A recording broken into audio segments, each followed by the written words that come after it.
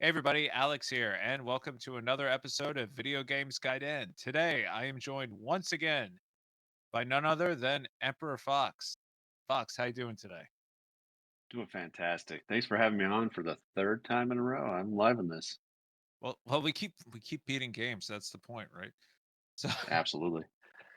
now, being this is your third time, I don't think you need much of an introduction. But regardless, plug your socials. Absolutely. Emperor Fox on YouTube, where I do all my gaming stuff and lots of pickup videos. I do a lot of shorts of old games. I just turn them on and we listen to them very shortly and check them out. Those tend to get way more views than anything else I put up. So I continue to make them, and they're easy to make, and they're fun to make as well.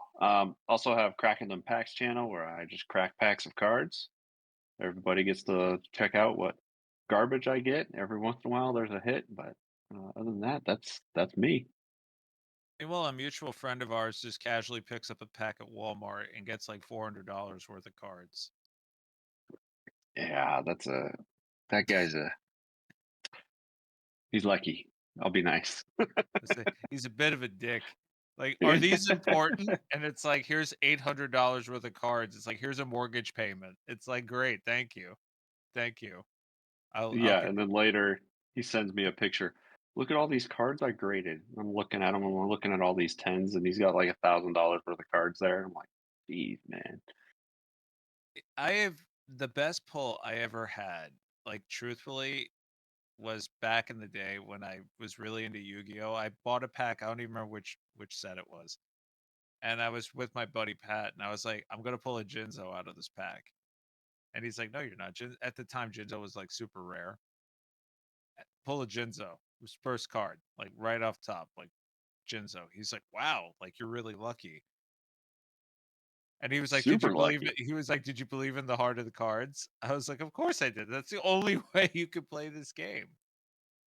But I, I think that to me, I mean, I always watch your Kraken and Pack shorts, but like I think it's always even if you don't pull anything, there's still like a sense of anticipation because you're always hoping. And then sometimes, like, at least for me, I'll flip through it again, being like, maybe one of the cards got stuck, even though I counted how many were actually in the pack. It's happened before. I've had a card get stuck, especially in Pokemon. Pull it out, and there was like a special illustration rare stuck behind some reverse hollow, and I was like, "Damn it, I missed this." I thought it was a garbage pack, so I didn't keep the recording because there's too many that I have. And then I was like, "Damn it, I should have kept the recording." Have you ever gotten a pack that has like an extra card in it? Because I've had that happen. No. Actually, no, I have gotten that before with Magic before, because Magic's printed in so many different places. You Yeah. got European, US, Japan, and they're laid out differently too. Like Japanese always put their rares in the front, where everywhere else they're printed, they're in the back. So I've had some weird packs where cards were upside down or backwards before. That was interesting. I think it was Urza's Legacy back in the day. I got one card that was literally just double back. Like it was that is a pretty bad printing error. Wow. So it just had a back in the front? Yeah, it was a back and a back, and that was it. And I thought it was like a filler card, like, like to fill it out or something, and I was like, "Oh." Then my friend's like, "No, I think that's a printing error." I was like, "No, I think they're all like that." Then I opened up another pack and I was like, "Oh no, it's not supposed to be like that." Hope you kept it. It's probably worth something now. Nope. All in the trash. Trash. All in the trash. 8th grade, all in the trash. Ugh. Well, what can you do? All right. I got a good 3 random questions for you this time. I'm excited. All right. So, here in America, we've made it a hobby. Well, actually, no, I'll take that back. In the world in general, but in America as well, we have discovered the joy of combining things: peanut butter and chocolate, peanut butter and jelly, macaroni and cheese, the turducken. Now, What is a food combination you would make that it does not currently exist? Ooh, interesting. I'm gonna have to think about this for a minute. Something that I would combine that I'd like to eat.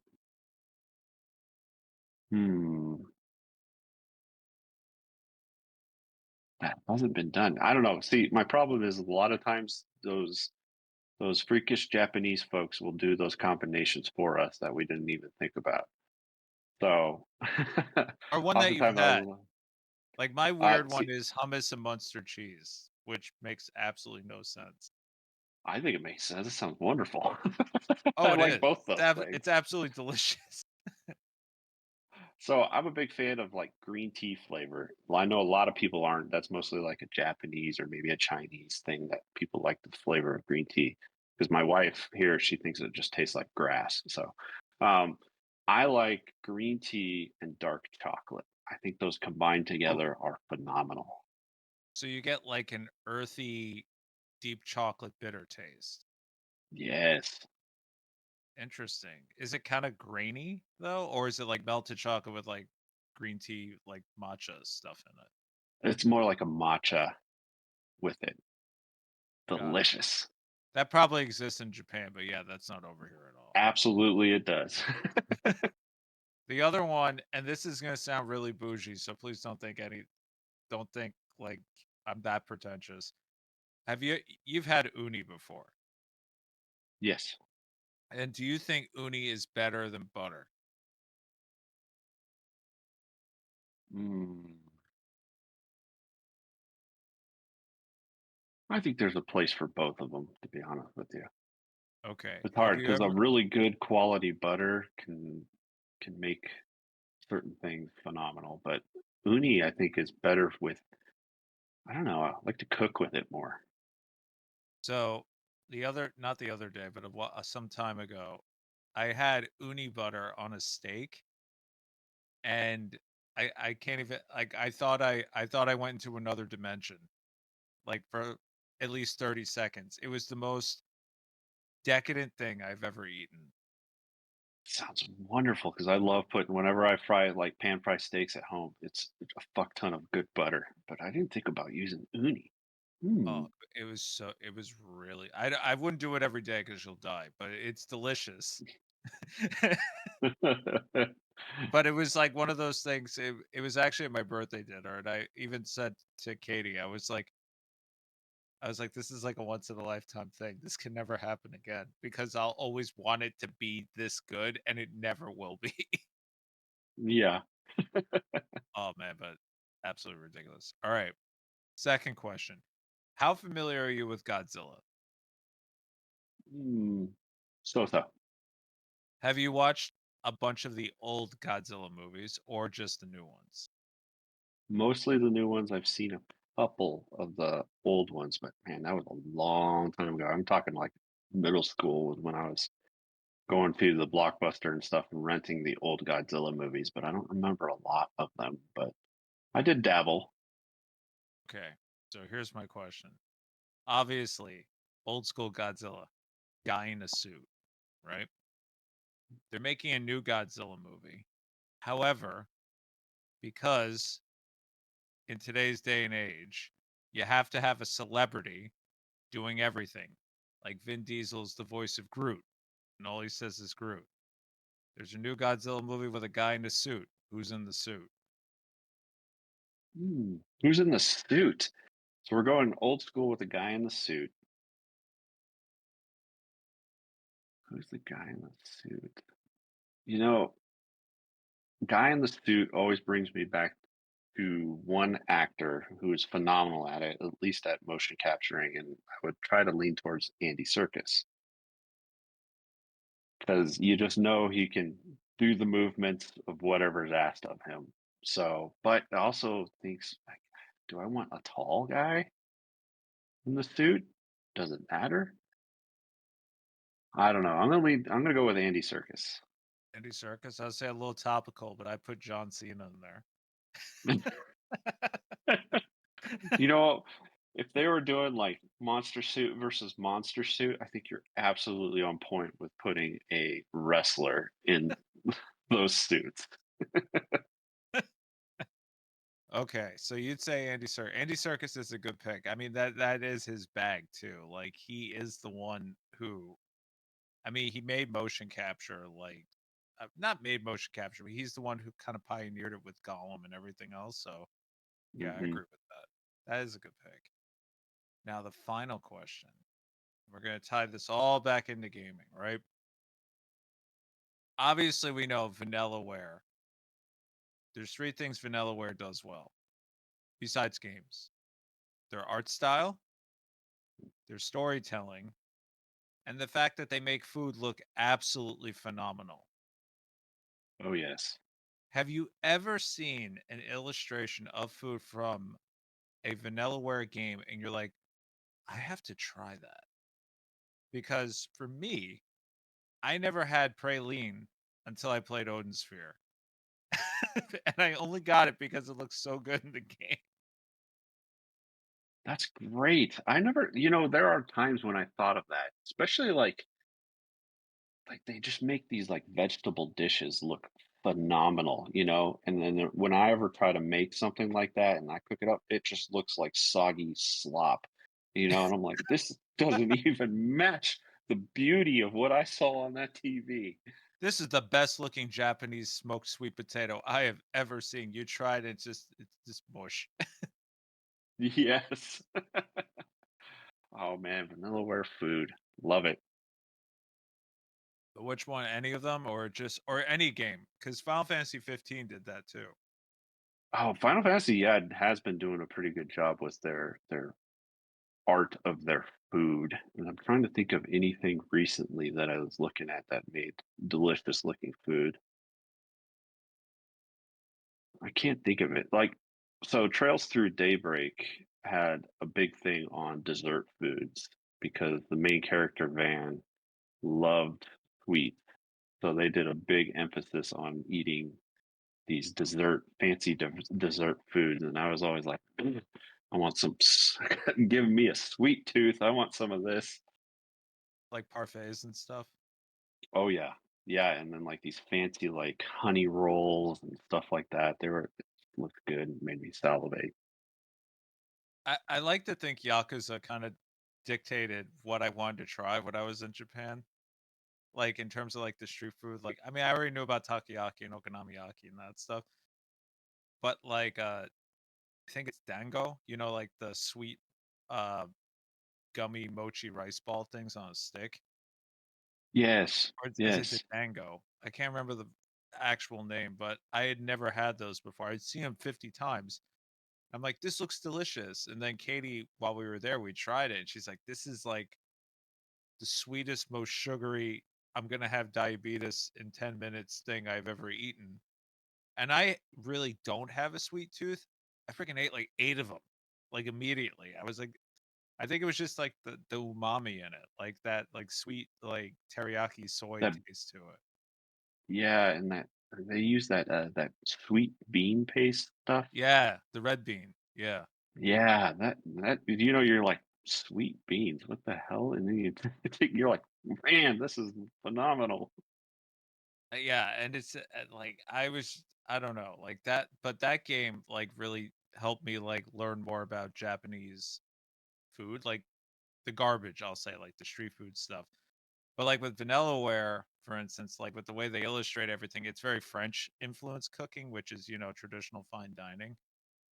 And I'm Yeah. just like, I'm like, I've only heard like my chef buddies that I tell them like, do we have praline on the menu? He's like, dude, this is like a 3-star hotel. Like why would we serve like fancy desserts like that? Who the hell's gonna order it? The old ladies? Like, come on. We have vanilla ice cream and chocolate ice cream. That's it. Maybe some microwave tiramisu. No, we order that in from Weight Watchers. There you go. so so now that we got the preamble out of the way, today we're gonna talk Game Boy. And then we'll Yeah. tie it into the game du jour of the day, which as a forerunner for everybody in case the thumbnail doesn't give it away. We played Wario Land because, as we found out in the last episode of the Russian roulette of Backlog Roulette, that's apparently what we were going to play, which was a little refreshing because it wasn't a long ass RPG for once. But I do have to be completely honest. Even though I had a Game Boy growing up, I really don't think it was like my super favorite console or system rather or handheld. But I know for you, it's a big one in terms of collecting and everything else. But what was your first exposure to it?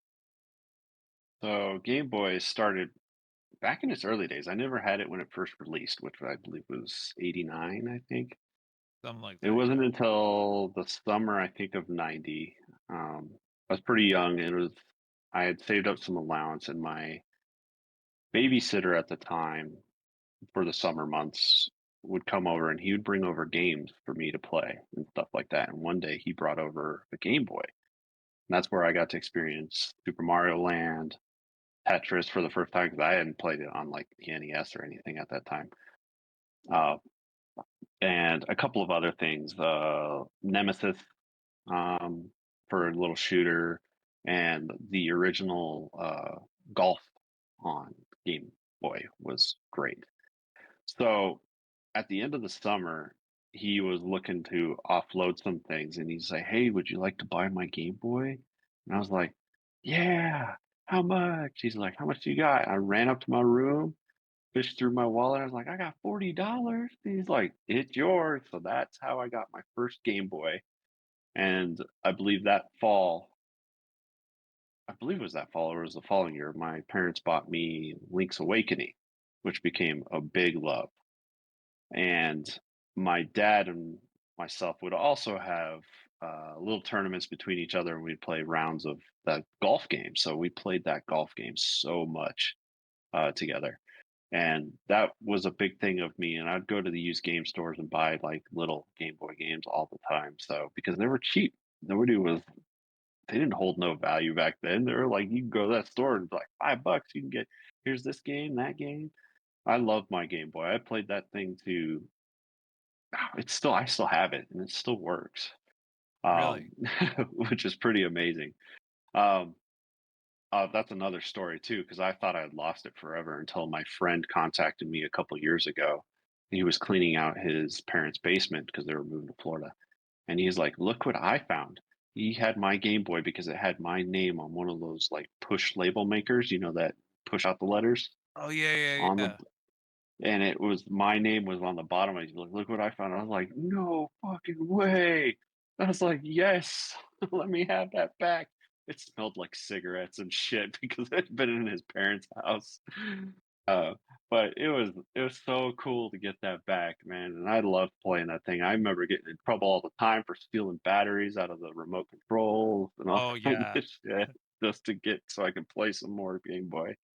I still get in trouble for that today with the Xbox controller because as much as I appreciate the rechargeable batteries, those things do not hold their freaking charge at all. Mm-mm. Mm-mm. Like, I mean, I try. Like, I try to be mindful of the environment, but sometimes I'm just like, give me the plastic straw. I give up. Like everything's falling apart, and I'm choking on paper here. There And you I've realized go. that sounds terrible. But Super Mario Land, did you play that before or after Super Mario Brothers?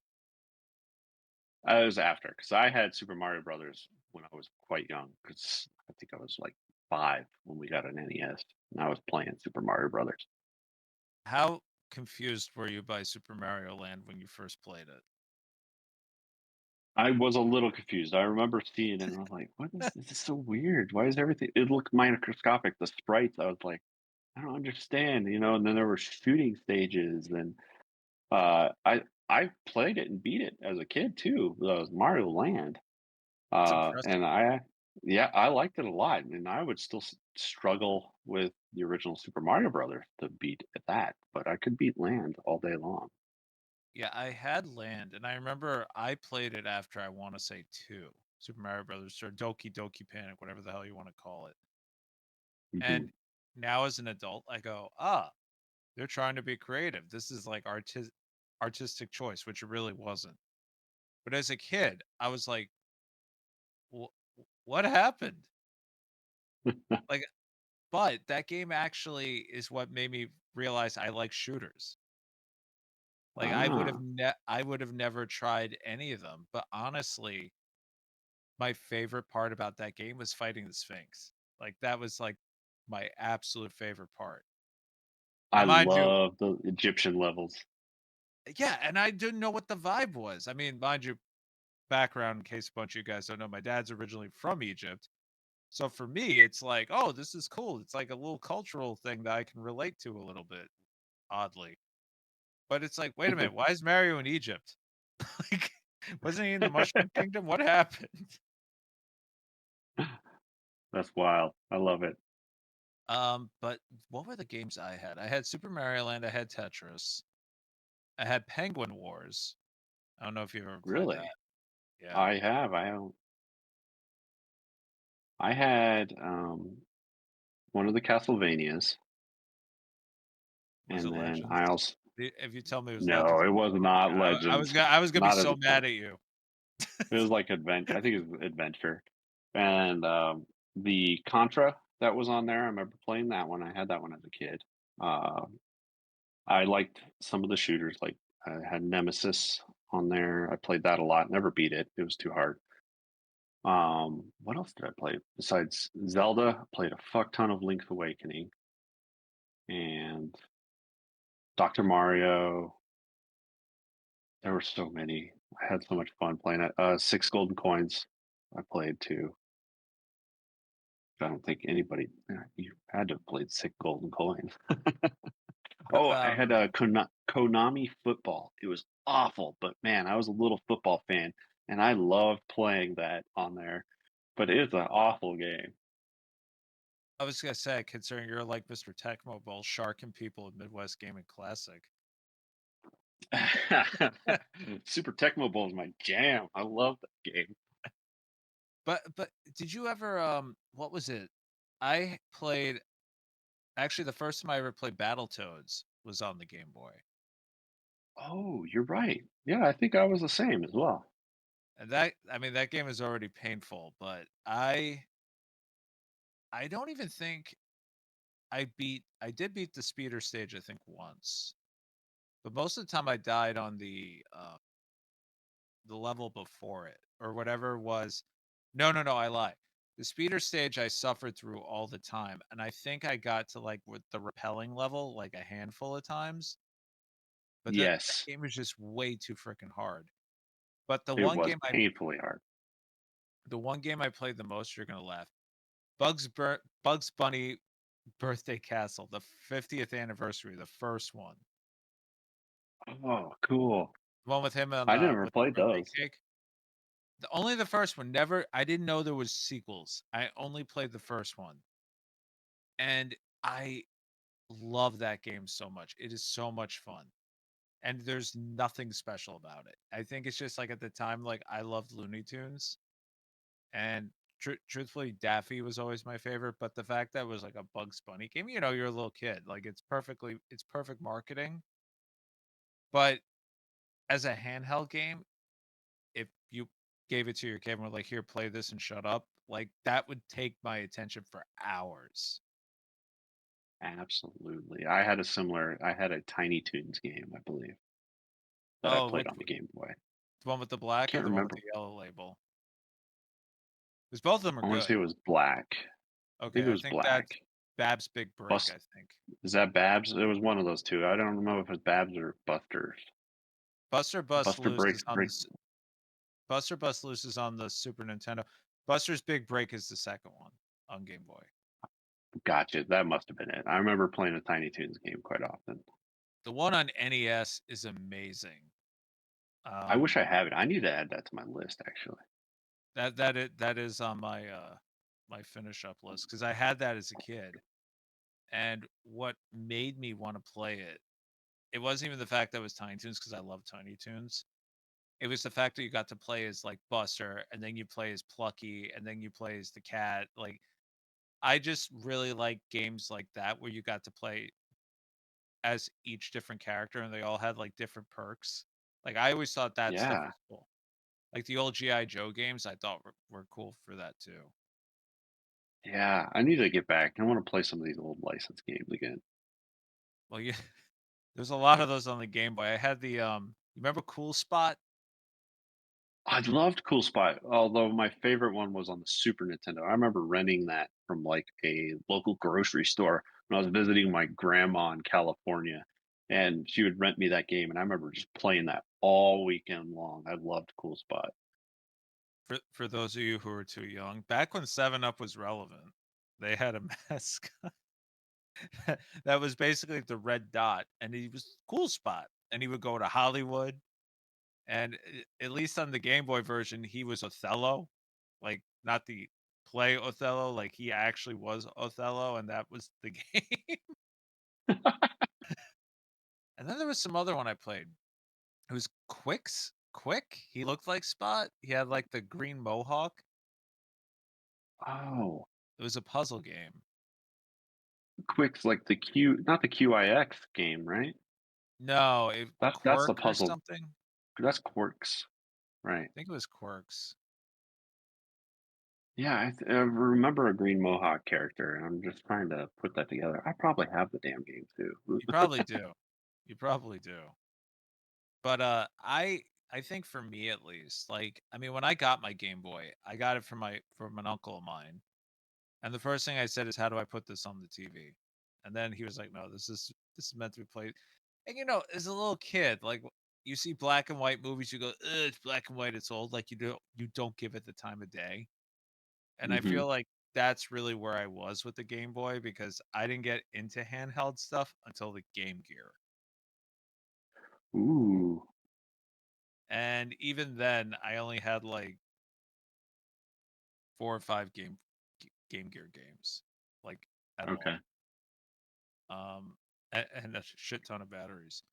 But it was really just I think it was Sonic 2, Sonic Chaos, and then the Lucky Dime Caper, which honestly is one of the best Game Gear games of all time. If Oh, you ask with, me. Scrooge McDuck? Donald Duck. With Donald. Okay. They couldn't get Scrooge because I think Capcom still had the license to him. Oh, from DuckTales. Yeah. Yeah. The DuckTales ports on Game Boy are pretty good too, actually. Yes, they're very competent. They're very playable and enjoyable, I think. Did you ever try Darkwing Duck? Was that one on the Game Boy? Mm-hmm. That's one I have. I probably I'm sure I have it, and I don't think I've played it. The only one I did play, and I believe I played this at a convention somewhere, was the one that was on, was it TurboGrafx? Oh, that Tailspin or Darkwing Duck? Darkwing Duck. Was it TurboGrafx? Yeah, Darkwing Duck is Oh, on the Turbo. yeah, I think so. That's the one I remember playing, and I think did Darkwing have an NES game too? Yes, which plays like Yes, a I think Mega Man game. yeah, I think I remember playing that one, but I think I have it for the Game Boy, but I have not dabbled in it. Yeah, because I at least for me, like when I got into Game Boy collecting for the brief time I did, I really used truthfully GameStop a lot. Like back when they first got into retro, and they used to have buy two get ones all the time. And people were ordering from online. They were getting stuff that was bootleg and illegitimate and stuff. But I know how to Yep. check for that stuff. So it would come, I would get it. And honestly, I got really lucky. I never got a bootleg game, but I did get a lot of deals on loose cart games because they were just pricing everything like, back in the day, like as is. So, like, you've bought some Game Boy stuff from me. That's where the Great Greed came from. That's where the Roland's Curse came from. All luck of the draw, right? On buy two get ones with 25% off and all this other stuff. But Nice. then after I basically went nuts for like a weekend, I never bought any more Game Boy stuff ever again. And truthfully, I never really touched it at all. Like it was kind of just like I ran out of stuff to collect for. And I was like, I had a Game Boy as a kid. It'd be cool to revisit this. Didn't buy any of the games I had as a kid, ironically. Those are the ones you wanted. Yeah, I never got Metroid 2. I never got Super Mario Land. I never got 6 golden coins. Thank you again, Bobby. I never got any of that stuff. And then even, the game we're going to talk about later on, Wario Land, I didn't get that until like these cuckoo sales anyway. And stupid me didn't get Kid Dracula because I was like, oh, it's Ooh. just, yeah, I should have. Uh, I really should have. But, it's like I think back at that, like as a kid, I saw all these at Toys R Us, but nobody wanted them, which I find really strange that so many people are so nostalgic about the Game Boy. Considering I really didn't know anybody who played one until Pokemon. Oh yeah. Well, I had a little circle who played decent amount of Game Boy, and yeah, you're absolutely right. It wasn't more of a phenomenon except it was until Pokemon. But people had Game Boys because every once in a while, when they went on trips, they would play their Tetris or whatever, on it, and that was pretty much all they used their Game Boys for was playing puzzle games and stuff like that, or like solitaire or poker games and crap like that. So it was like all the adults buying Game Boys just so they could play their little time waster games. Which is kind of what phones are today, honestly. Yeah, yeah. But I took in the I took 90s, advantage of that Game Boy, the GameStop sales as well. I remember that. I had bought quite a few from that too. what was the best score you got? I still I know think, mine to this day. um, I think I remember getting Dreamland 2 for like 14.99. Kirby's Dreamland 2 for that was insanely cheap. I'm trying to think of the others. I think I mostly bought mid-range to low-end games because people don't bootleg those. Yeah, yeah, that's what So I bought a bunch of those for really dirt cheap. my best one was I ordered Gauntlet 4 on the Genesis, right? And I think it was like $22 and or $24 or something because I still had my pro membership and there used to be a 16% off and all this other crap. And my rule with Genesis games is as long as I have the case, I'm happy. And if it doesn't come with the case, I go on eBay because it's already so cheap, see if I can find a case, or worst case, haha, or worst case, I just return it. The thing came complete. What? Yeah, manual and everything. Wow. And I was like, you gotta be kidding me. Like, this never happens. Then I decided, let me look up at the time, how much is this complete? And it was worth like $130. And I was like, do I keep it? Or do I Or do I flip this for the profits? or do I flip this for the profits and then buy screw it. Then the pandemic happened. I was like, screw it, out the door it goes. uh, but and honestly, I I regret it because Gauntlet 4 was made by M2 and I did not know that until Really? after. Yeah. Now I want to play it. Gauntlet 4 is actually like a remake of Gauntlet 1. And obviously M2 are like the remaster kings that, I don't know why nobody hires them for other than shooters at this point. But Yeah, no joke. basically they were approaching like, yeah, can you just remake Gauntlet 1? They were like, yeah, sure, no problem. And it was so good. They're like, no, we got to rename this Gauntlet 4. Like this could this could survive on its own. And it's a really good game, truthfully. Um Wow. I'm gonna have to look for that. Well, maybe I'll find a loose card. yeah, I'm surprised it's not on an Evercade cart yet, to be honest. Ooh, have it, that was Gauntlet was Midway I think back at in the the time, day. yeah. I think it was. I know Yeah, Evercade Acclaim needs to is get on that. apparently coming back. Acclaim? Oh, really? Yeah, yeah, Jeff Jarrett, I don't know how he relates to any of this, is apparently like chairman of the board or something. Acclaim, huh? And a very old wrestler who I think is retired. I'm like, what is this? Like It's like Atari I opened a remember hotel and closed it like in the same year. I was like, I don't understand any of like this diversifying of a portfolio at this point. yeah, too much risk. Yeah. But so here's one. So you had the old brick Game Boy. Did you ever get any of the Play It Louds or the Pockets or the Backlets or anything, or was this like after when you had Absolutely. disposable income? So when the pockets first came out, what was that, like 96 maybe, somewhere around Something like there? I had saved up allowance because I wanted a Game Boy Pocket. And I remember being I had brought my allowance money. It was after we were at like some kind of medical appointment or something. My dad was driving us around and he said, "All right, you got your money?" I was like, "Yeah." So he flung by like Target, dropped me off. He's like, "I'm staying in the car." And he's like, "You go get it." So I ran in there and I bought the silver Game Boy Pocket, and I love that thing because the screen was clearer, easier to see. It took kind of the batteries, and it lasted longer. So I used the Game Boy Pocket a lot. As far as Play It Louds, I didn't have any of those until I started collecting for Game Boy here in the last 10 years, and I did end up buying a couple Play It Louds for cheap. But I like the Pockets too.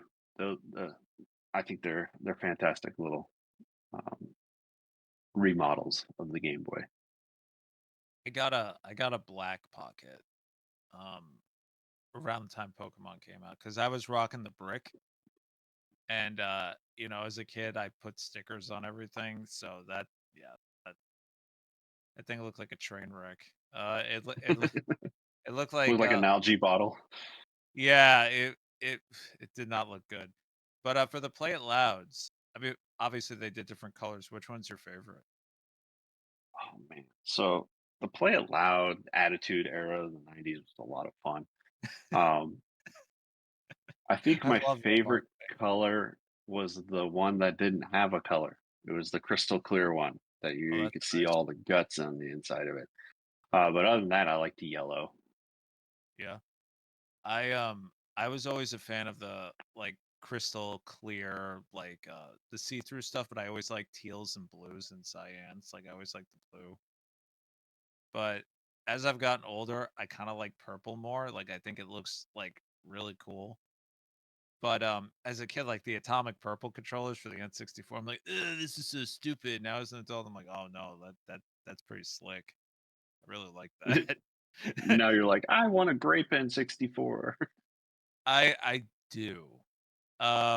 Truthfully, but you know, the box N64 I got, that's like the best like thrifting find I ever found. So like 25 bucks for those of you who don't know at the Salvation Army next door to my house, which is now a high-rise condominium. So go figure. Wow. Yeah, I got the box console complete and a box black N64 controller, 25 bucks for everything. And it even has the $25 price tag still on it. Like That's awesome. I won't even take it off. Like Katie was like, "Why don't you take it off?" Because I take the stickers off of everything. I go, "No, no, no. This stays on because this is so ridiculous. It's a box complete N64 with a $25 price tag on it. It's a trophy at this point. It is a trophy and it sits in the closet because nobody likes the N64. But it's cool. Your best thrift store find then? My best thrift store find, which is my least favorite console. Go figure. But it's still I mean, I grew up on one, but it's still pretty cool. But you know what I always thought was like really cool? The N64 with the integration with Pokemon Stadium. I always thought was actually really cool. It was amazing. I used it to play Pokemon Yellow. That little thing, you could Really? play the Pokemon games, yeah, on the Oh, you TV could through it. really? Because I only used it for the stadium battles. Yeah, you could because you could transfer your Pokemon to Stadium Battles, but there was a way to make it so you could play the games on Oh, the TV, which was cool, I mean, Super Game Boy, but it was yeah. I in was yeah, 64. 4.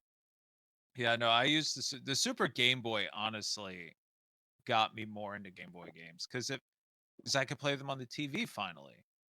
And the stupid novelty of like making everything like, blue tint or having like a silly border or stuff like that, like just really Hmm. up the appeal to me. And it was actually Donkey Kong 94 that really got me like, okay, like I gotta dig this thing out of the drawer. Like and clean the battery acid out of the back and everything else so it can actually work because I played that game to death. Between like So good. I would play it on the Super Game Boy at home, and then I'd pop into the Game Boy on my way to school. And that was literally like a daily thing. I was obsessed with that game. It's so good. I love Donkey Kong 94. I didn't play it until I was much older, but yeah, it's so good. It's a lot of fun. It is. And then Link's Awakening I mostly played on the TV too. But I Okay. mean I like it, but that's the one thing with the Game Boy. There was too few buttons. Like like the Game Boy Advance was the move, at making it basically a portable Super Nintendo. Like that was the move in terms of Yeah, buttons. just adding 2 more buttons. You got those shoulders. That's a whole lot of things you could do. Yeah. Um, but I do like, I mean, looking back at it, like again, I have a lot of memories of the Game Boy, not by playing it, but I remember stuff, right? Like, to play it loud. Then they're like Game Boy Color, and I'm like, oh, this is like, a better version of the Super Game Boy. But then they changed the cartridges, and now they're all Mhm. like the clear smoke see-through stuff, and I like see-through stuff. So I'm like, oh my god, I want to play Game Boy Color now. And there Yep. was nothing there for me at all because it was all like licensed kiddie games at that point. Oh, it was the 2nd gen Pokemon games pushed me in, Gold and Silver, and, of course, all the DX releases, adding the color palettes to the old Game Boy games, so they would release them, calling them DX. The remake of Super Mario Brothers on the Game Boy Never played Color that. was a really good version. I like that one a lot too. But Game Boy Color had a lot of decent stuff, especially with some RPGs rolling more towards on the system. Like I never played any of the other than Link's Awakening. To this day, I haven't played Oracle of Ages or Seasons. I played a little bit of Seasons. I never beat it as a kid. It's on my backlog now. It's sitting there. I have both of them, Seasons and Ages. And I was like, I need to play these. I know I like them. It's just Capcom's version of Awakening, pretty much. So, So, what do you think is the better console, the Game Boy or the Game Boy Advance, in terms of games, not technical prowess? oh, games? It's the Advance. All right, let's remove the RPGs. Now, who has the Oh, best games? okay, there you go. Uh, now that if you remove the RPGs from it, I'd have to say the original Game Boy because it had a lot more creativity when it came to like, especially puzzle games and the platformers. You had a vast variety of really competent, like almost ports from like the NES and stuff, Super Nintendo, put on the Game Boy, and you're like amazed that this system could do this. It looked that good, like the Donkey Kong Land games on the Game Boy. You're like, wow, this looks amazing for something that they can make run on the Game Boy. I think that one had this minus the RPGs. Yeah, definitely the original Game Boy stuff. What about the port of Mortal Kombat 2? Can't say I've dabbled. I'm sure it's awful. It's like playing Yeah. the Street Fighter games on the Game Boy. Oh god, what was it? I tried playing the King of Fighters one on Game Boy Advance, I think it was. No, maybe it was Game Boy Color. Because Radical Reggie was saying how good it was, and I was like, I I know Reggie has good taste in games, so I was like, man, he is a lot more tolerant than I am with certain things. Because this, woof. Yes, I think I have King of Fighters 94 on the original Game Boy. It's not 94. playable. I was gonna say 94 was already rough. Um, because there was no customization. But Heavy D's in it. Heavy D's really good. Uh, in terms of Game Boy, but did you ever have a Game Gear growing up at all, or did you play one? I did not. I had one of my best buddies had one though, so that's when I went to his house. I would play his Game Gear. And it was mostly just Sonic, Sonic Spinball. I think Columns. He didn't have a lot of games. Did you ever think the Game Gear was cooler because it was in color? I think as a kid, I thought, yeah, this is way rad, and I'm looking at it, this color. But and then also remember seeing I cannot make out things when things move around on this system. Hmm. Motion really did wash out on the Game Gear screen, and I more grew appreciative of Game Gear games once I was able to play those games not on the Game Gear. And then you could see you're like, "Oh, man, these games are actually pretty good. I like this because I remember I first played I was playing some Game Gear games on the Analog Mega SG, and it had an adapter for the Game Gear on it. So I would play some games on here, and I was like, "Damn, look at this." You played me some Shining Force on here. A couple of was it the Triple Trouble Sonic game was really good. That one is There's a really lot good, actually. Um, There's a lot of fun stuff on the Game Gear. So after that, after I played that, that's when I started buying a crap ton of Game Gear games because they're dirt cheap, except for a handful of games. like the Mega Man game. Uh, Oh yeah, I found that one for a decent deal, so I had to pick that up. I have Mega Man. do you have the Mega Man games on Game Boy? I have a couple of them. I'm missing quite a few because they actually demand pretty penny.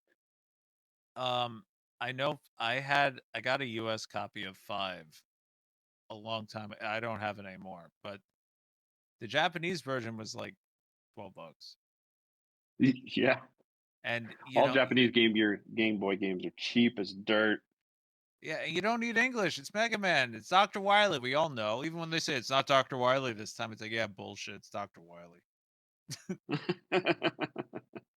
Um, yeah, because the Streets of Rage port on Game Gear is really good too. Yeah, it is. Yeah, it is, and the sound that it can get on that was rather impressive. But I think so you never actually owned a Game Gear growing up because I had both. Mm-mm.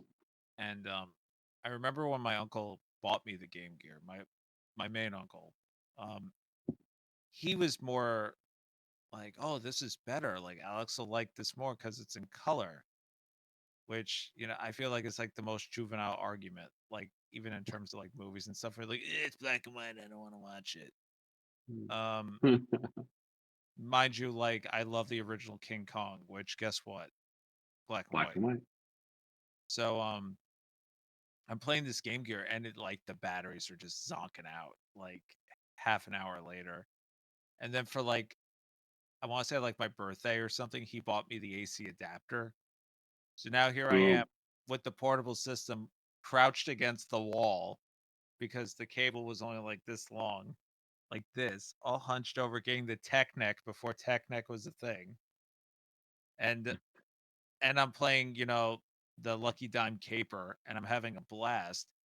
And then I have to get up and then I pull the thing out of the wall and the Game Gear dies immediately because there's no batteries in it. So so at this point I was like, okay, I think the Game Boy is a little bit better because it's more energy efficient, right?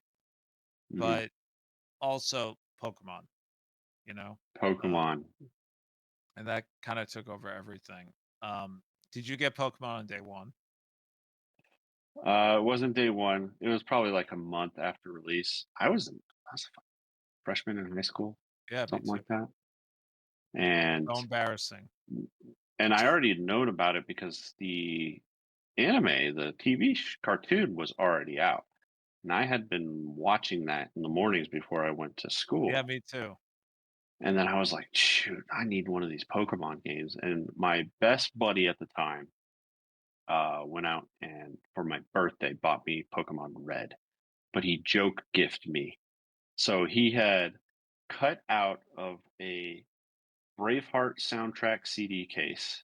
He cut out a bit and put the Pokemon cartridge in there, and he gave me as a gift. And I opened it. I was like, "Oh, the Braveheart soundtrack. This is fantastic, but I already have it." And he's like, "Open it," and I was like, "Oh yeah, Pokemon!" And I played that so much, man, so much Pokemon, and I became quite the Pokemon fan. Who was your starter? I I would switch between either, depending on the playthrough, either Charmander or Bulbasaur. I was never a Squirtle guy. I but the first time I played through it, Bulbasaur was my pick because, and this is the stupid thing, because I was always afraid I was going to put myself in a situation where I couldn't beat the game. And it's rock paper scissors, right? So I'm like, oh no, I can't pick this one because he's weak against this. I guess Bulbasaur because it's like strong against everything, and then I get to the fire gym and I just get hosed. Um, but ever since then, I always picked a water starter, like as a thing. Really? Yeah. Yeah. I'm starting to think I never really ever picked the water starter. Always Hmm. water ever since then. So Squirtle, except I lie. In the second game, the second one I picked before the Gator, I picked Cyndaquil the first time because I just thought he looked cool. Okay. Um, Yeah. but ever since then, always water. I always picked the blue game, even though my first one was red, and the remake I have right now is Fire Red because that's what I grew up. But my favorite Pokemon from the original game, believe it or not, was Farfetch'd. Really? I love Yeah. it.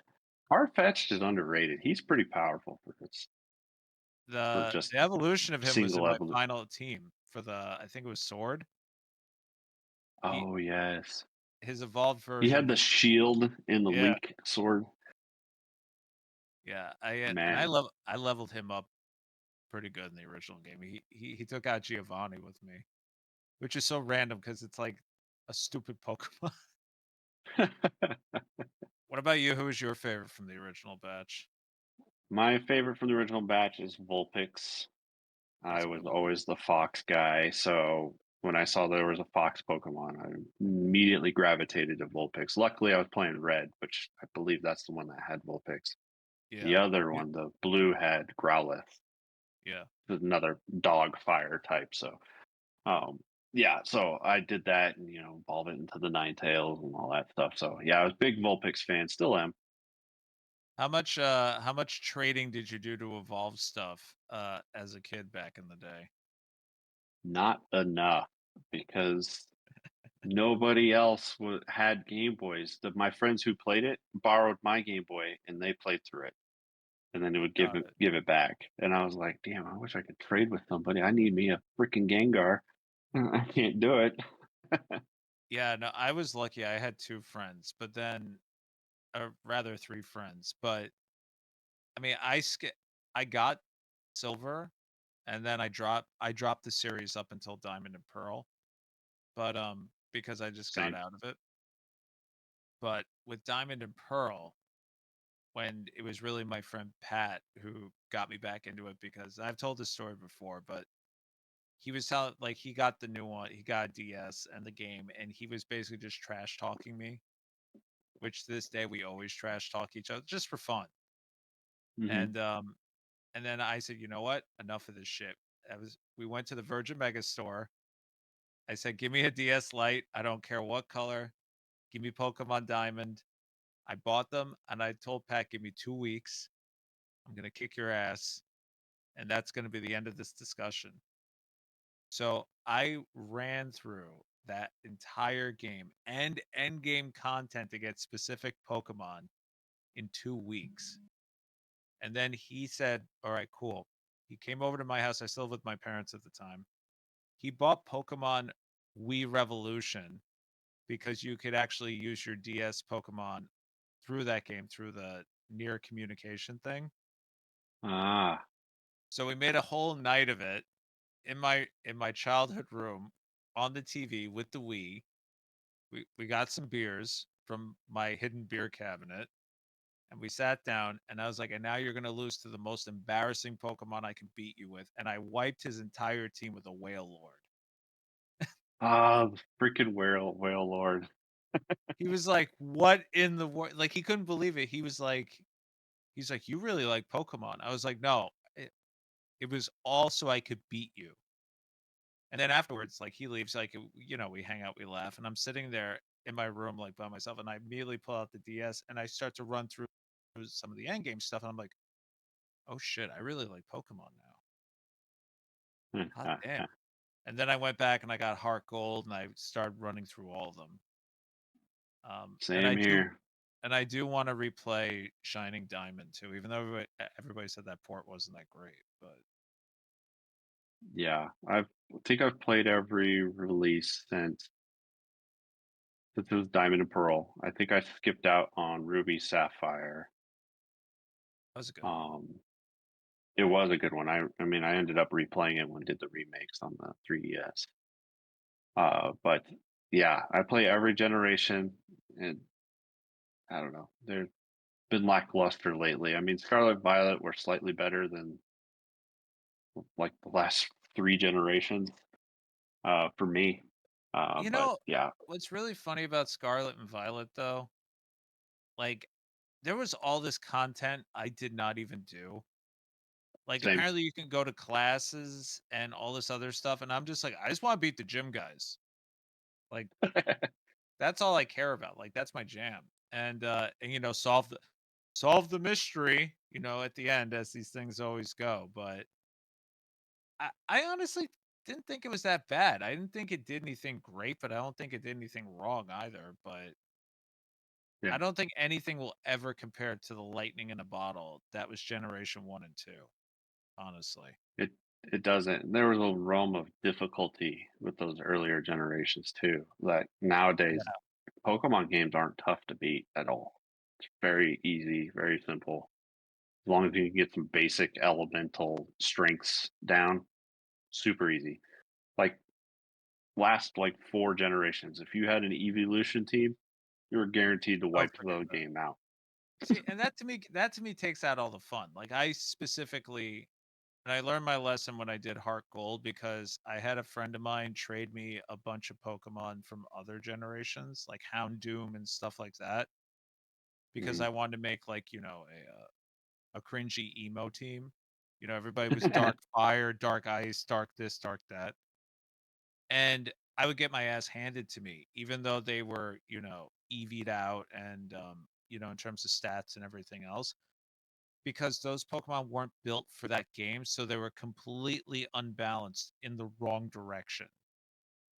Yeah. Right. So, like, I'm fighting Ho-Oh, well, I think it was Ho-Oh, with a fire type. So it's no damage. But because of the combination that Houndoom has, he takes max damage. So it's like, Oh okay. yeah. So, I was like, I got so soured on it. And after that, I'm like, no, you know what? These are the Pokemon in this game. These are the Pokemon I'm going to use. And that's the end of it. So I've done that ever since. But I will specifically like look out for Pokemon like Ceruledge in Violet and Scarlet. I was like, oh, he's cool. I want him on my team. Like that sort of thing. Yeah, Um, aesthetics. You're looking at the cool Pokemon. but it's also really funny because it's like I've always had a Gengar on my team, like ever since the first generation. And in Violet, Gengar is still on my team. Yes, Gengar badass. And it's not even because it's just because he's fast. Like that's really the only reason why I like having him on my team because I like to play for speed. Um, but as a kid, everything was damage. Like always have to use solar beam, and then you can't attack for 3 turns. Yep, heavy damage. Yeah, Yeah, the only Pokemon evolution I would use all the time was a Jolteon because, like you said, speed. I wanted the fastest one I can get, and that was Jolteon. so all right. So with Pokemon specifically, and then I have another follow-up question for you. Between red, blue, gold, and silver, and I'll throw Crystal in there too. Did you ever play Crystal? I didn't personally play Crystal, and I played Yellow, but that didn't matter either. Okay. of all the different colored variants and versions and all the back when they did that stuff, as a kid, did you think one version was cooler because of the color, or did you specifically look at the Pokemon list each time? So Gen 1, I had no idea at the beginning. I knew there was 2 different games, and you know, guessed that, yeah, okay, I could get some probably Pokemon in this one and some in this one. So at that time, I picked purely on color or the cover. So Pokemon Red because, well, look, it's got a big old dragon on it. Charizard, that's cool. So I bought that one. Every generation after that, it was, yes, it was based on what Pokemon were available in that version. So the reason why I ask is because I went by color preference, right? So with red and Nice. blue, I went with red because I bought my friend blue. And then for gold and silver, I went with gold because gold is more valuable, like that sort of thing. And then with ruby and sapphire, when I went back and played alpha and omega, I went with sapphire because at that point I wanted blue. But when I looked up like the old box art, I'm like, oh no, I totally would have gone with ruby as a kid because that to me looks more more valuable. Like the Pokemon looks like he's better. The color looks richer, like all this other stuff. And I feel like to your point, it's the box art too, right? It's like almost like Hmm. marketing. Even with the Oracle of Ages and Seasons, I probably would have gone with the red one because it looked cooler, you know? Yeah, yeah, it's box art. Yeah, because even with what was it, Sun and Moon? I was like, I don't want a stupid lion. I want that cool looking bat guy. That lion's pretty good though, I'm not gonna lie. But the moon one was definitely better. Um Now my follow-up to all this, with all these other versions like Pokemon Yellow and stuff, even though it's essentially the same game, just so you can use Pikachu and he follows you around. As a kid, were you like, "Oh my god, I have to get this," or were you like, "This is stupid, I already played this"? Nope. Oh my god, I have to get this. I want the yellow version. And I did you want the replay it? the not the non-fat Pikachu in my team. Why is this? Yeah. Did the TV show help you dictate like who was on your team? Because it definitely influenced mine too. Oh, absolutely. You know, people were like, all these stupid Zubats. I was like, you better catch one of those fucking Zubats and put it on your team. I had a go I have a gold bat on my team to this day usually. Yes, Golbat, and then there's a third one now, Crobat or whatever. Yeah, That's a Crobat is badass really Pokemon. good. He's really good. You have to max out your friendship, that's the only way. You have to be friendly with Yep, the bats, like Batman. Actually, speaking of did you, not the Batman game in particular, but when it came to licensed games on the Game Boy, I feel like because it was marketed to kids, there was a lot of good ones and there was a lot of bad ones. Like the absolutely. Punisher game is phenomenal, if you ask me. Yes, But it the is. Spider-Man games, no. Garbage. Did you play them as a kid? Yes. I Oh, remember so buying actually a Spider-Man, Amazing Spider-Man game when I was a kid, thinking, all right, I can play like Spider-Man. I'm like, I played that game for like an hour. I was like, this is shit. there were I so don't want many to play this game anymore. there was so many shit games, at least for me, like as an adult playing them, which to be honest, I attribute a lot of it to the analog pocket because that kind of opened it up for me a bit. Um, Playing through a bunch of these ones that, I have on flashcards and stuff just to see if like, I should ultimately pick them up. I'm like, man, Game Boy Collect for me, it's easy. A lot of these games suck. Like, but as a kid, it was probably the most amazing thing you ever had, you know? Like I feel like we're spoiled for choice at this point. Yeah, we are spoiled by choice. And we have the gift of technology that tells exactly what a game's going to be like.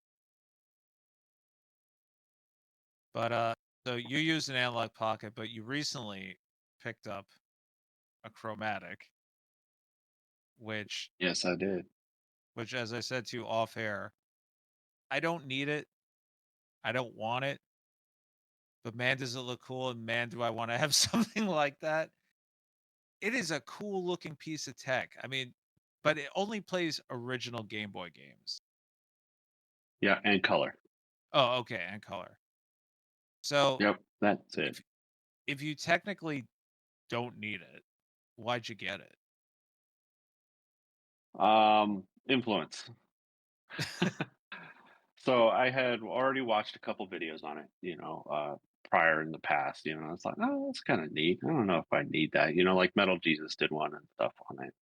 Uh, then I was reading one of the latest issues of Retro Gamer, the magazine from the UK. So I was flipping through it and I was reading through this one that was all about like handhelds and stuff. So they were talking about the DS and all this other stuff. And then they had a big old article on the mod retro chromatic. And I was just reading through that article and I was like, God damn it.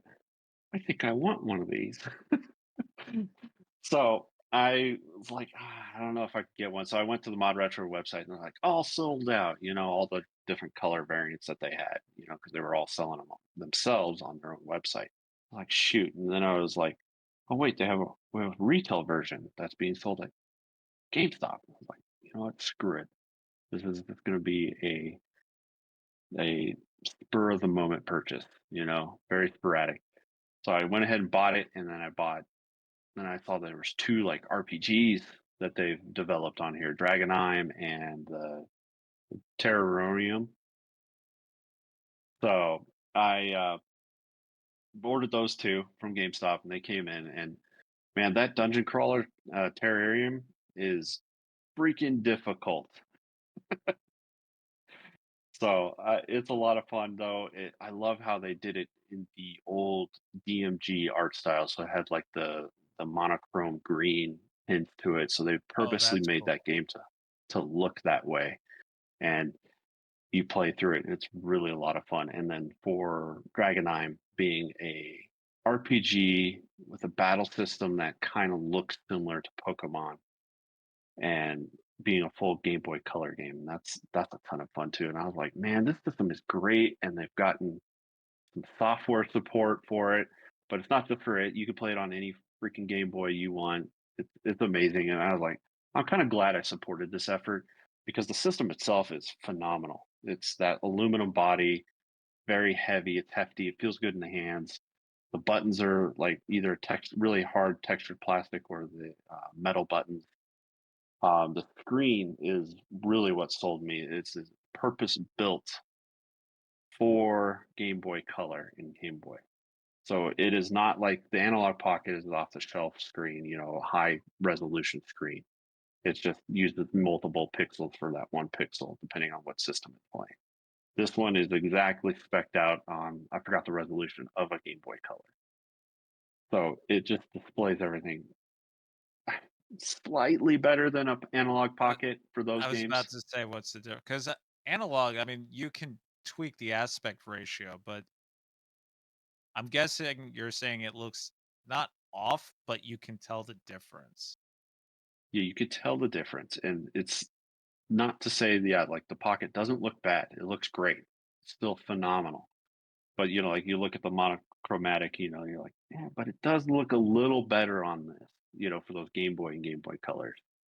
It's just a brilliant screen. It's very vibrant, colorful. It's very well made. And, it's similar to the Pocket too, because it's an FPGA system as well. So you're going to the Game On Expo in a couple of weeks Yes, I am. without the weekend game crew, unfortunately. Yeah, it sucks. Everybody's busy. I trust me, I wish. But so obviously you collect Game Boy, that's like your jam. Are you bringing the analog with you, or are you gonna bring the chromatic with you? Here's the tough choice. I want to say, yeah, I want to bring the chromatic because it's the new flavor of the month. I want to bring it. I want to test Game Boy and Game Boy Color games. But then I also think, what I could bring the analog and I could test Advance, Turbo Graphics, Neo Geo Pocket Color, Game Gear, with all the adapters. And I'm like, I probably should bring the Pocket just for the utility, but I don't know. I haven't decided yet. I was gonna say because that the second I saw that too, I was like, oh man, he's gonna have a tough time. He's gonna end up bringing both. And he's be like, why did I bring both? I could have just brought the one. Yep. And if that's the case, this is like, well, I should just bring the Pocket because it could do everything there.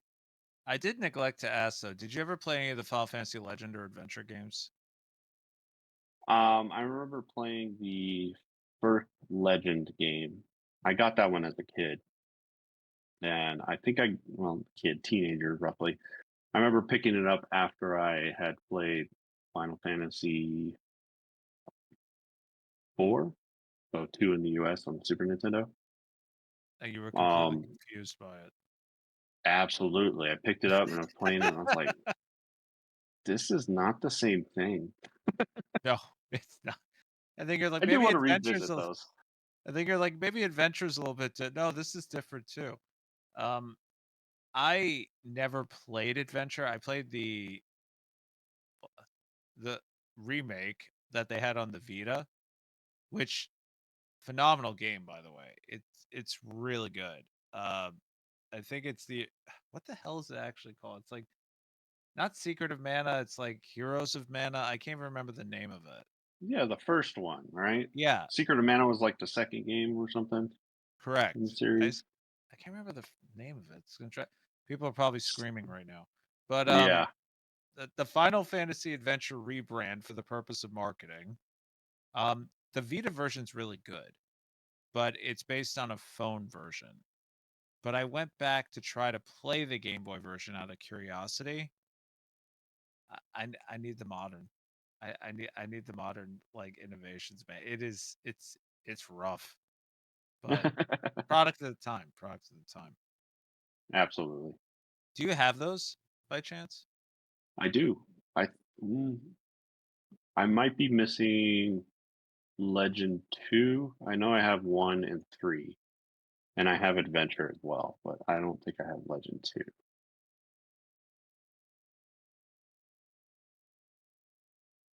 Do you have them Oh, boxed? oh, there you go. Sorry, you locked up on me. I have Legend 3 boxed, and that's the I have the first one too as well. I think I have 1 and 3 boxed with their manual. So, all right, because I was gonna say you're looking to complete them at the show coming up. Like, what's on the list? It's always an option.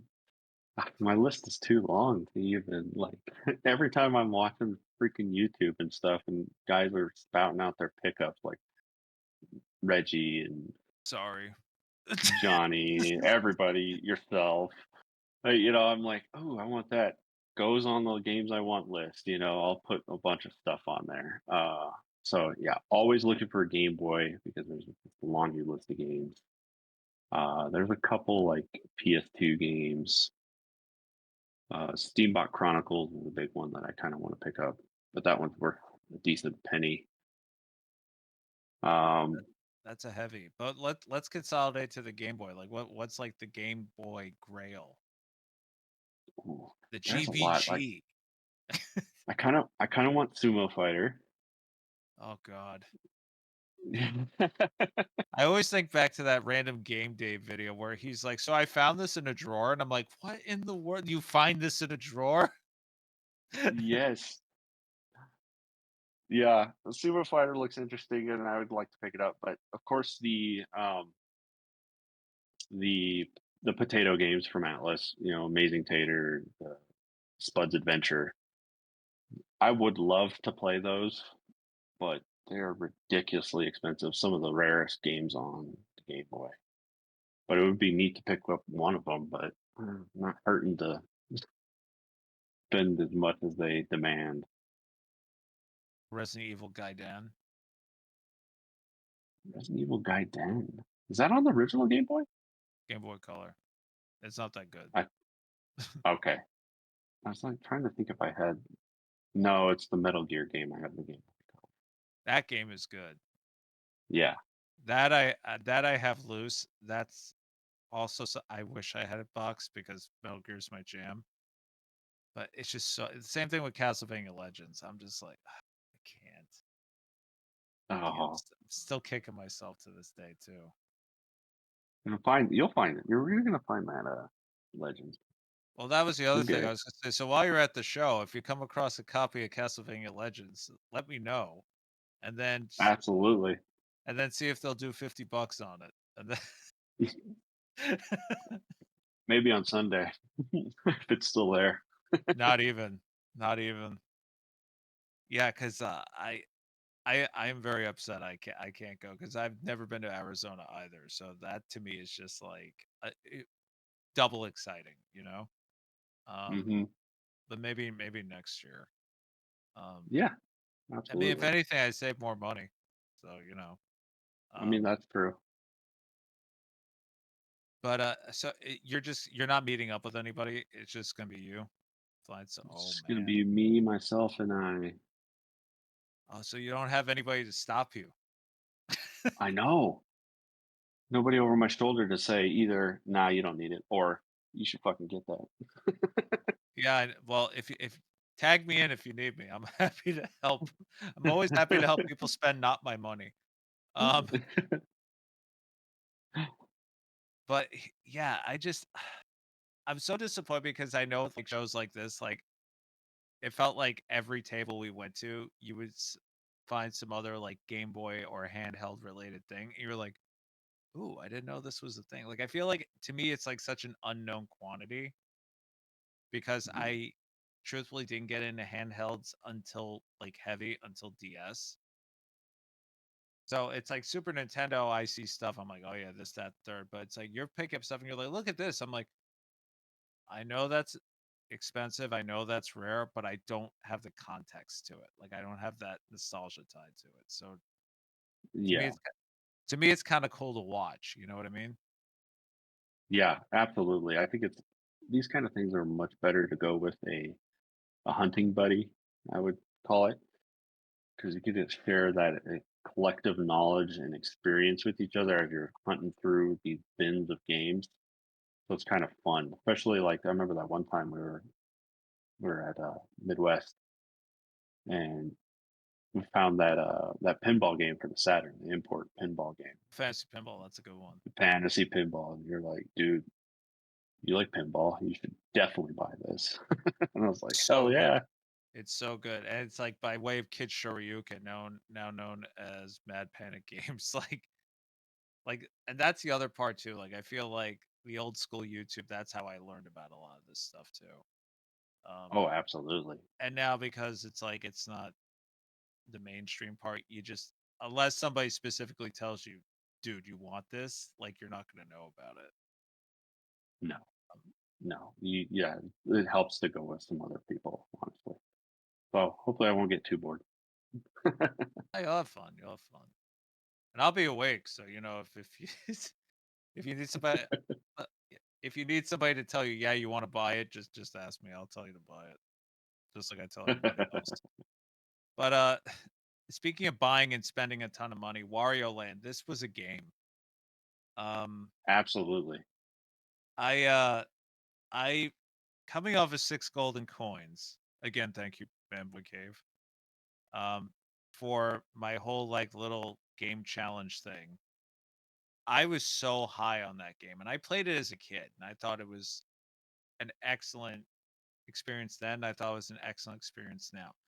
I played Wario Land as a kid, and I remember it being hard as shit. Hmm. And it is still hard as shit. Very hard. I was I like, had "Why is so this much so trouble. difficult?" I was like, "Why is this so difficult?" And the whole thing with the finding treasures, like I was legitimately trying to find them, and then reached a point, I'm like, "Fuck it, I just gotta get to the end of this stage. This is too difficult." Yes. I didn't well, unlike you, I didn't remember how hard this game was. I remember playing it as a kid, not getting very far, and then playing it now, I'm like, Jesus, this game is hard. Some of these bosses, I was like, I have no idea what the fuck to do, and Oh, the I bird was getting, boss. It took me the bird boss. I died like 50 times until I figured, oh, that's how you hurt him. yeah, I had to keep losing money to get continues. so I could keep playing because it was so tough. I had to learn it. I mean, I'm sure if I played it again this time, it'd be a little better as I know what I'm doing with some of these bosses and stuff. But playing through it for like almost a first time experience, not minus when you were a kid, that game was shockingly difficult. And as a kid, I felt like this game, it was hard, but I thought it was really great. And playing this and I feel like this is like every game lately. I'm like, yeah, it's okay. I could see where, in context of time and place, this was great. But looking back, I'm like, oh man, I know the rest of the series, like, it shot up. But as a Yeah, first entry, this is good. But I'm like, this is not impressive, like at all. no, no, I felt it could have had more to it. Like the level design were a little lackluster, especially coming off of six golden coins. Um, and I don't know, that difficulty is just a little too high. And the music, I mean, the Game Boy can put out some phenomenal bit chip tunes, but everything in that game just sound like farts. Which, I mean, it's Wario, so it's like it's to be expected, but it all Sure. sounded like farts. Yeah, it was just the low tones. Yeah, like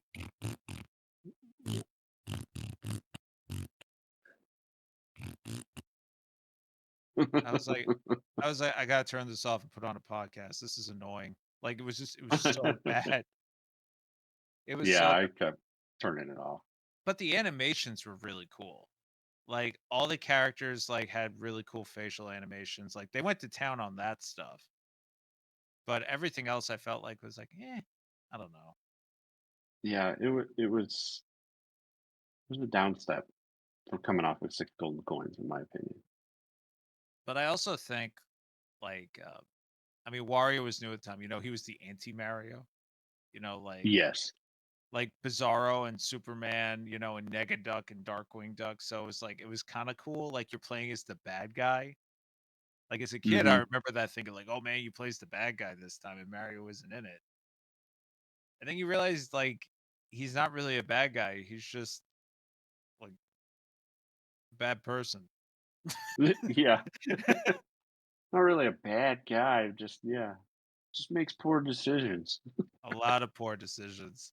Um, but yeah, I don't know. I mean, I played on the analog, and I have to admit, I had to use save states a lot, like towards the end. Like, I mean, I would do that so I didn't have to replay a level.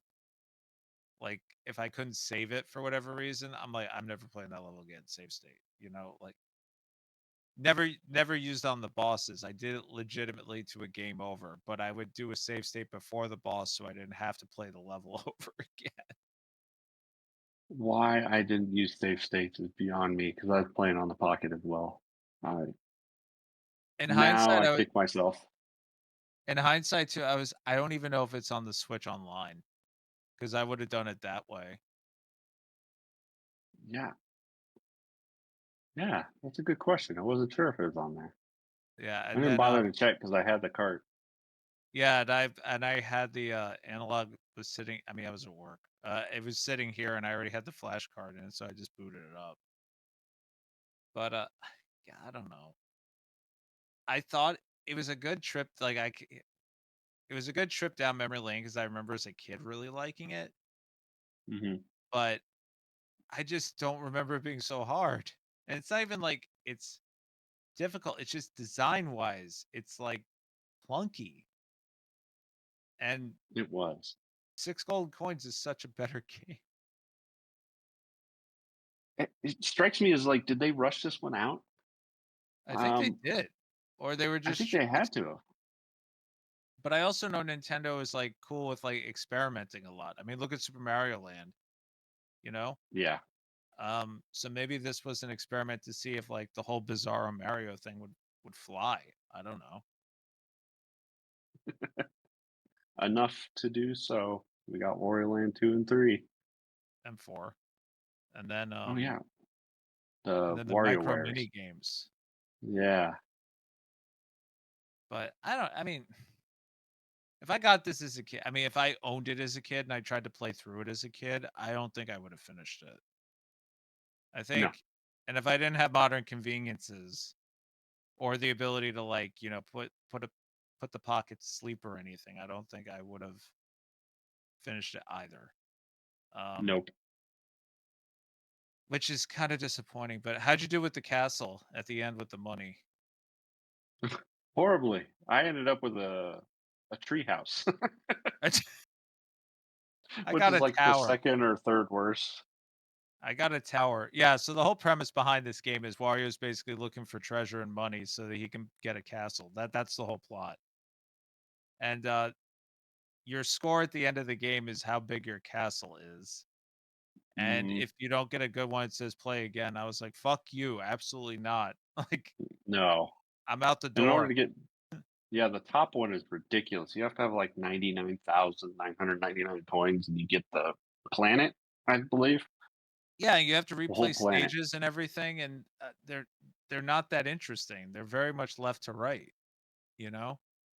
Yeah. Um, and I wish his powers were better too. Like I remember them being cooler.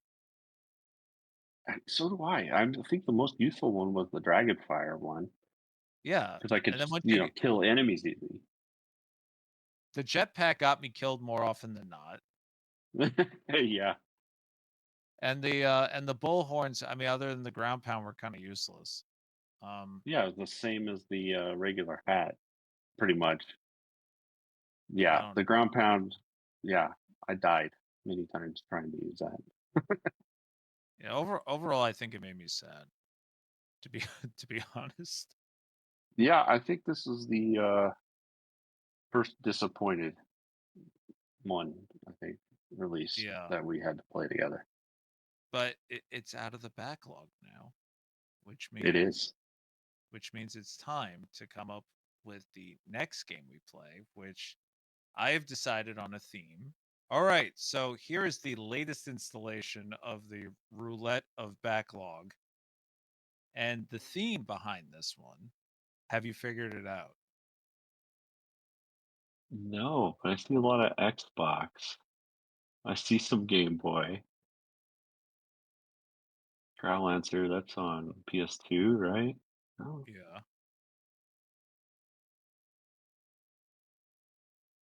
30, that's GameCube. Couple GameCube. Oh, the N64 one. Zoda's Revenge. I don't know what the theme is. What's the theme? I went back and I looked up mutual games that we picked up at the different conventions. Oh, yes. So, You're absolutely right. which is a little creepy, but but regardless, I thought because I can't go to Game On, you're going to Game On. I thought this would be a little fun to go back and try to play one of these games that you and I have probably not played yet. So, You're absolutely right on I think every single one of these. so of these, do you have all of them, or do I need to switch it up? I don't think I have Phonetopia. Okay, let me take that out. Oh no, you do. I saw it in one of your Do it? pickup videos. Do It was I? one of Oh. the premium edition games. Oh, you're right. Thank you. You're right. I do Ah, have that. see that? See that? Absolutely. See, you're better than knowing what the hell I picked up than I am. And then Kadash, Luminous Arc, I remember Eagle Island Twist, I remember. Final Zone is the one I picked up for you at the Long Island show. Oh, that's Yu-Gi-Oh! right.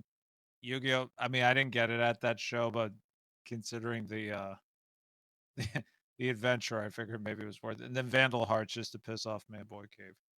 Um Yeah, and then Zen, and then you have Infinite Undiscovery. I do have it. Yes. Okay, so I have all of these obviously. Is there any one of these you played that you want me to take off? Mm, no, I Right. need to play all of these. Alrighty. So here we go. 1 second. All right. So we're gonna do the same thing as last time. 3 spins, and then third spin is one we play. First spin. it's Kadesh. Lord of the Rings. Lord of the Rings: The Third Age is removed.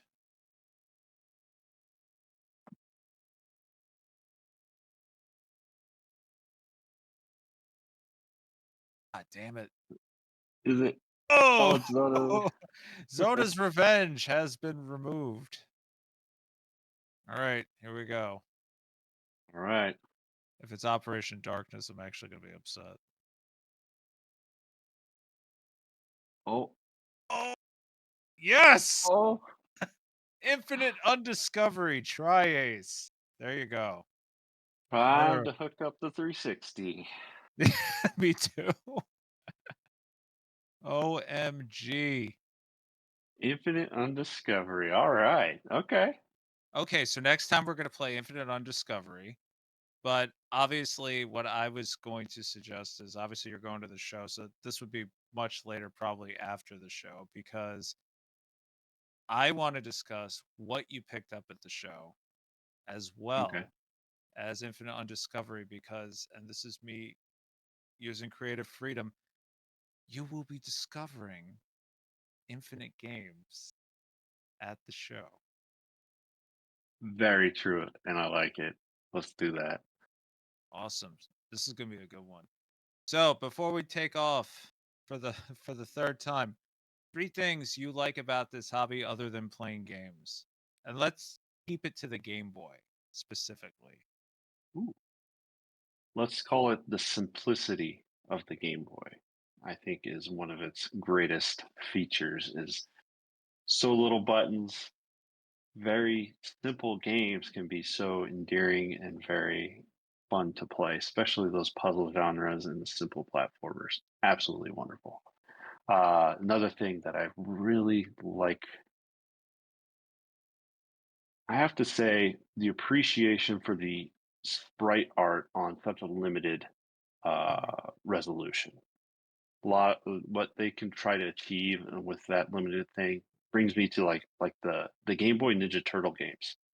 Look amazing what they did with such limited real estate on that resolution.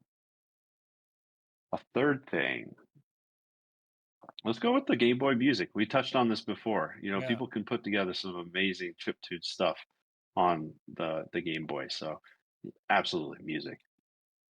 awesome. I think for me, I mean, again, I'm not really a big Game Boy guy, but the music to me always looked great.